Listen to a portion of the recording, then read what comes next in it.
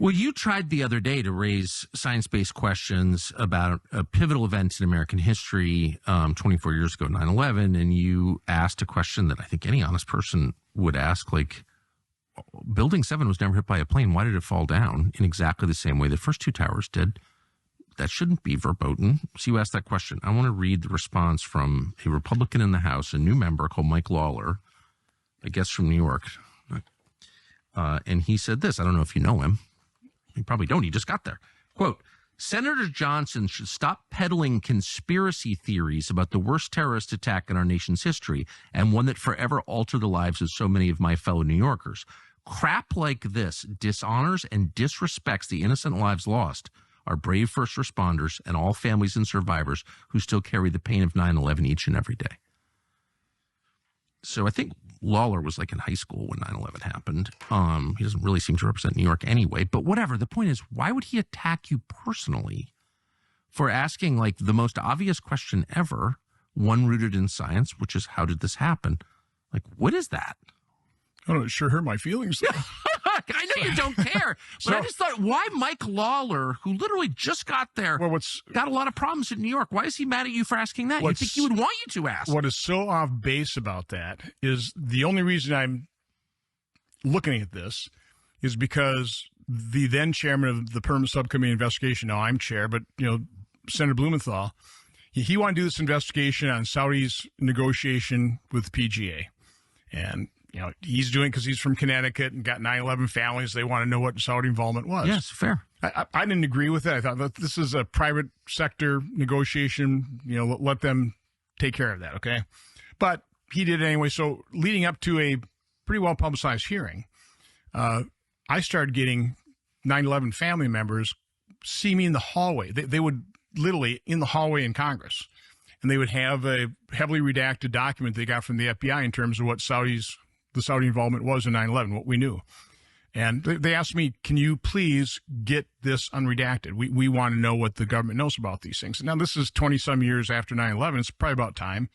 So in the hearing, I asked Senator Blumenthal, would you join me in requesting from the Biden administration this information from the 9/11 family? So, no. Well, he had to. But the bottom line is I got down this road because the 9/11 families want to know the answer. And once I opened up that inquiry, now I start getting all kinds of information. But why is anything still redacted from 9/11? It was 24 years ago. It changed this country completely. Every American has, Lawler's right in the sense that it really affected every American. Why would our government continue to lie about it? I can't answer the question. All I can say is it raises my suspicion. Yeah. And then when you start getting again, I'm just as prone to everybody else going, though, that's wacko. Me too. That's conspiracy, but then you start getting the information and you start going, wow, is that weird? Building number 7, you see it come down, and we've all watched because it's cool to watch. These buildings being demolished, boom, just free fall. Well, the only way that happens is if you remove all of their supports at the same time. You blow them all out so that a building can really free fall. If it's collapsing something else, it's like, you build like a fire and it collapses off to the side or something, right? So that was pretty strange. But the more documentaries I look at this stuff, the more information I receive. You talk to guys like Richard Gage, the head of the Architects for 9/11 Truth. They feed you information, and you start asking a lot of questions, and you just realize there's a lot here that simply has not been answered. So, and the firefighters want to know. There was never a steel structure building that ever collapsed because of a fire. Especially Building 7. Well, you don't get a lot of buildings that, commercial airliners run into, so you can be like, well, who knows? You're right. But Building 7 was not hit by anything. It's actually quite a distance from the other towers. It's not right next door. It's hundreds of yards away, I think. And debris hit it, and it caught fire, and then the whole thing collapsed, as we saw on camera. That was not even included in the 9/11 report. There's no mention of Building 7. So, anyway, the point is... You also have people, because they never explored explosions, but there, a guy named Graham McQueen researched this. He dug up footage filmed at Ground Zero, 156 witnesses, first responders saying they heard explosions before the buildings came down. So trust me, there are a lot of unanswered questions. I mean, things you just can't explain that. So I'm not sure where it goes. I know you had Kurt Weldon on. Yeah. He's got a lot of information on kind of the before and after. Yes. Because he's connected to the firefighting community. The firefighters want to know. So there are some very legitimate questions, a lot of them, that remain unanswered. All swept under the rug. I mean, they were, and you look at this, news reporters were talking about explosions. By the next day, nobody was. There's a lot of power. So I'm interested in your evolution on this. So you said before Blumenthal, your colleague Senator Blumenthal from Connecticut, raised this in a different way. You were not wondering what happened to Building 7. No, never. Don't think I've ever heard of it. Really? Yeah, I figured the Twin Towers came down. Again, I'm not a New Yorker. It affected all of us. We all saw them come down. We said, the world has changed. Yes. This changed the world. And it did. Oh, more than any other event in my life. Not for the better. No, not at all. Okay, this is a seminal event in our lifetime. And the fact that there's so many unanswered questions, that the Bush administration was so resistant to even a 9/11 commission, that the commissioners claimed that it was set up to fail, that you've got a Bob Kerrey who's since passed said this is a 30-year conspiracy. It's, I mean, I could go on Senator and on. Senator Kerrey said that? Yeah. Of Nebraska? Yeah, the comment. Receives a Medal of Honor in Vietnam, by the way. He's kind of walking away and go, this is a 30-year conspiracy. Well, what do you mean by that? Nobody ever found out. So, again, I'm just throwing out little snippets. But as I said, it's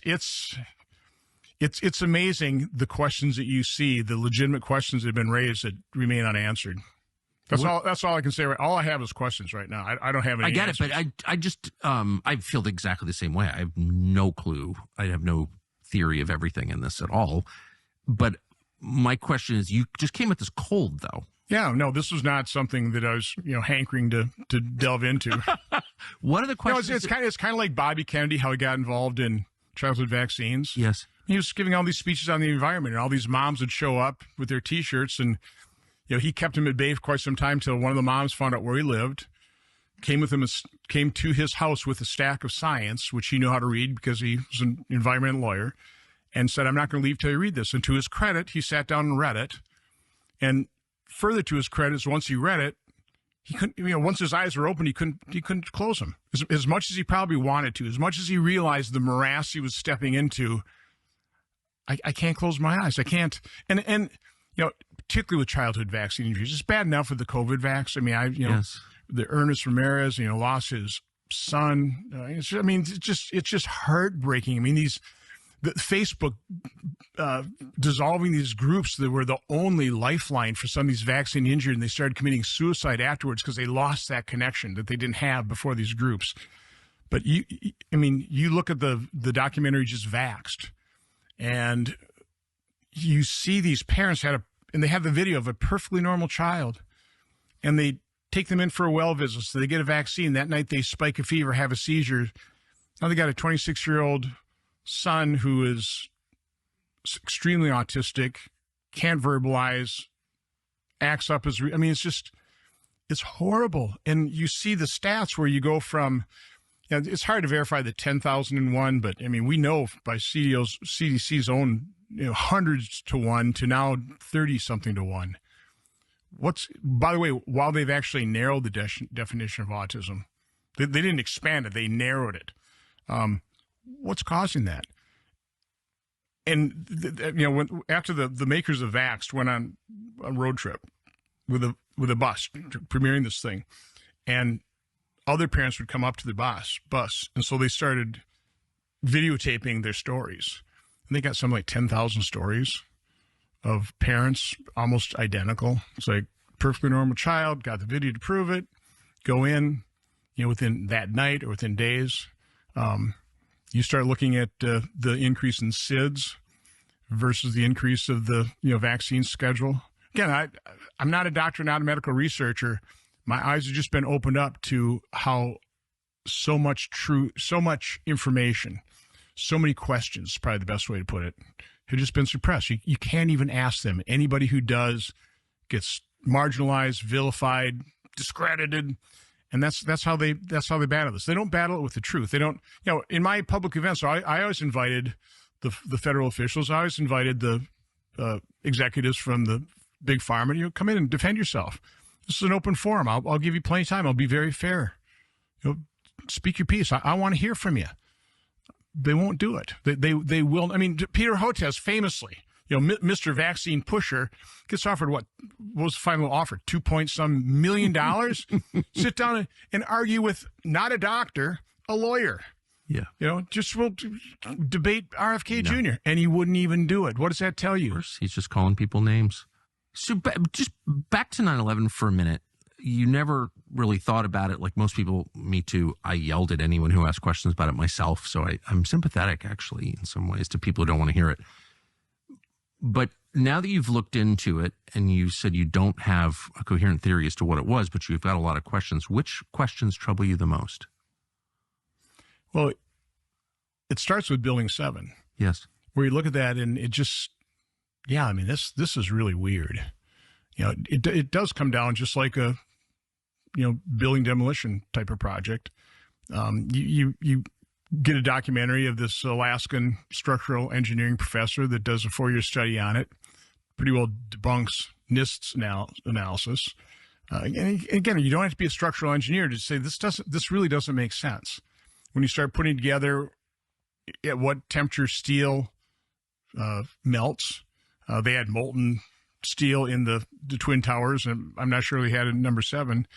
But if one column expanded, went off kilter, and that's what brought the whole thing down, well, it wouldn't come down so symmetrically. You wouldn't have a free fall.